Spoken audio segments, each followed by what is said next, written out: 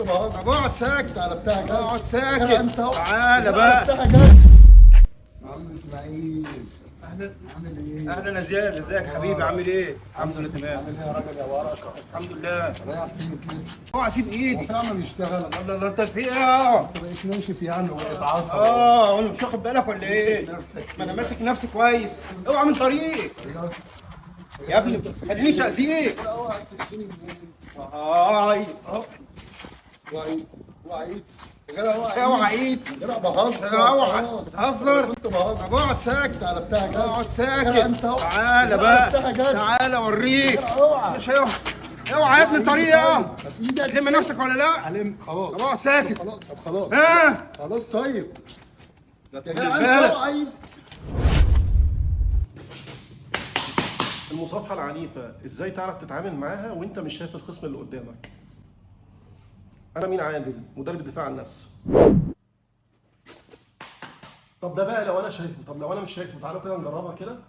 اهو هو ماسكني كده اهو، بحسب اللمس وصلت للكوع وضغطت عليه بالشكل ده بمنتهى البساطة. بقيت انت المتحكم فيه وانت مش شايفه. كل الفكرة اللي قلناها قبل كده بنكررها تاني. اي شخص كفيف او ضرير يتمسك بالشكل ده وحد بيرخم عليه وماسكه كده اهو، كل اللي هو هيعمله وهو مش شايفه بايده هيروح لغايه مفصل الكوع يلفه بحيث يخلي مفصل الكوع فوق الساعد، بعد كده يضغط لتحت، هينزل القبضه لتحت ويرفع الكوع لفوق. كده بقى هو المتحكم فيه. السؤال الشهير بتاع كل مره، ما ايده الثانيه فاضيه، ايده الثانيه اتشلت، ما ممكن يوصلك بيها ضربات يا والله ما كابتن. هقدر اعمل بيها حاجه. سامعين؟ بصوا اهو. طيب حتى لو كابتن زياد بيجاملني وممكن يوصل ضربه بس هو مش عايز، صح؟ طب انت جربها كده مع صاحبك بس من غير ما تكسروا بعض. لو انت عملتها كده اهو قول لي هو عرف يوصل لك ضربه بايد الثانيه ولا لا؟ استحاله.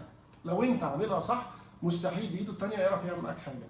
اهو وانت مش شايفه وتضغط بالشكل ده، انت كده اي حركه دي هتخسره هو. لان في تاثير جامد قوي جدا، في تاثير جامد جدا على مفصل الكوع.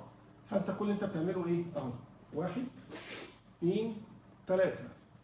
وبرده عشان هيقول لك مش هلحق اعمل كل ده وقت الموقف. وقت الموقف انت مش هتقول له 1 2 3، انت وقت الموقف هتعملها كلها في خطوه واحده، ولكن احنا هنا بنجزأها عشان نعرف نفهمها. عمرك ما هتعرف تعملها بسرعه الا لما تتعلم تعملها ببطء.